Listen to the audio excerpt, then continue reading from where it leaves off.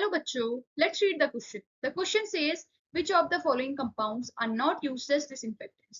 मतलब इनमें से कौन से कंपाउंड्स डिसइंफेक्टेंट्स की तरह हम यूज नहीं कर सकते. तो बच्चों हमारा की कॉन्सेप्ट क्या रहेगा इस क्वेश्चन का? डिसइंफेक्टेंट्स. डिसइंफेक्ट. बच्चों डिसइंफेक्टेंट क्या होते हैं?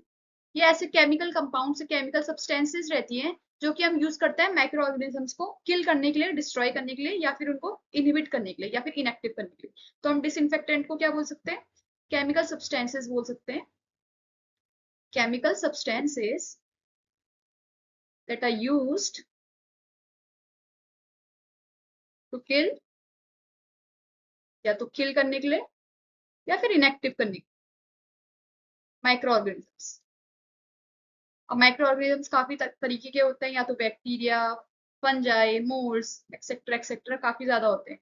ठीक है, बट ये डिसइंफेक्टेंट्स काफी ज्यादा वो नहीं होते, इफेक्टिव नहीं होते. जैसे कुछ बहुत सारी ये बैक्टीरिया कोई किल नहीं कर पाते, तो इससे मोर एफिशिएंट टेक्निक होती है. एफिशिएंट टेक्निक इससे ज्यादा क्या होती है? स्टेरिलाइजेशन एक टेक्निक होती है, वो इससे ज्यादा एफिशिएंट होती है. ठीक है, स्टेरिलाइजेशन. स्टेरिलाइजेशन. अब ये डिसइंफेक्टेंट बच्चों कहाँ कहाँ यूज होते हैं? देखो, साफ सफाई तो हमको हर जगह रखनी होती है, तो स्कूल्स में यूज होते हैं, हॉस्पिटल्स में यूज होते हैं, रेस्टोरेंट्स में यूज होते हैं. ठीक है, जिम्स में यूज होते हैं, हमारे घर में भी यूज होते हैं. ठीक है. अब हम देख लेते हैं ऑप्शन में से कौन सा डिसइंफेक्टेंट है और कौन सा नहीं. ठीक है, सबसे पहला देख लेते हैं हम क्या दिया हुआ है हमको. क्लोरोऑक्सी लेनॉल. ठीक है बच्चों, ये एक तरीके का डिसइंफेक्टेंट होता है.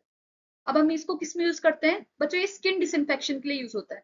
It is use for skin disinfection. और कहां पर यूज होता है ये? It is use for skin disinfectant.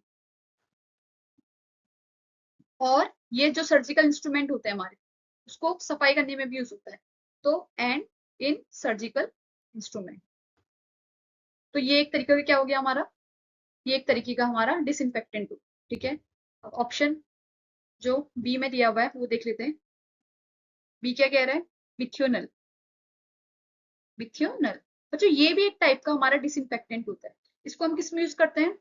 Soap में यूज करते हैं. अब ये सोप में यूज तो करते हैं, बट इसका काम क्या रहता है बच्चों? जो हमारी स्किन में जो माइक्रो ऑर्गेनिजम्स क्या करते हैं, ऑर्गेनिक मैटर को डिके कर देते हैं, तो उससे काफी गंदी ओडोर आती है. तो जो वो ओडोर आती है उसको रिड्यूस करने के लिए मिथ्योनल यूज किया जाता है. तो हम क्या बोल सकते हैं? Used in soap. किस चीज के लिए? To reduce odour. ठीक है, ओडोर क्यों हुई है? क्योंकि जो बैक्टीरिया है क्या कर देते हैं? ऑर्गेनिक मैटर को ब्रेक डाउन कर देते हैं.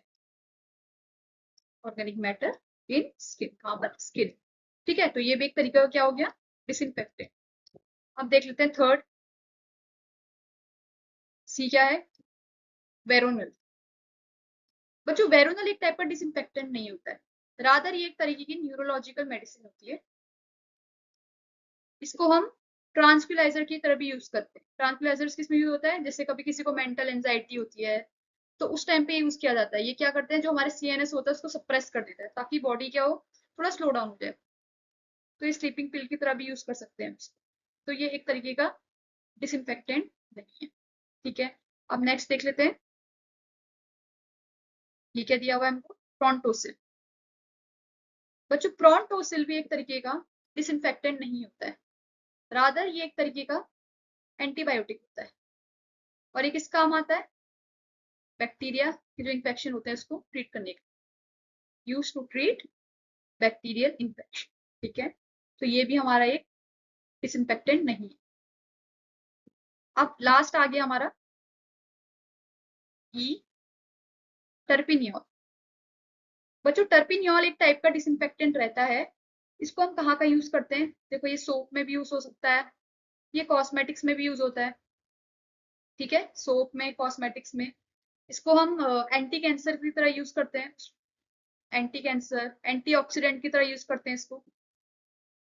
ठीक है, क्या करता है? वही करता है, या तो ये माइक्रो ऑर्गेनिजम्स को किल कर देगा, या तो उसकी जो एक्टिविटी होगी उसको क्या कर देगा? इनहिबिट कर देगा.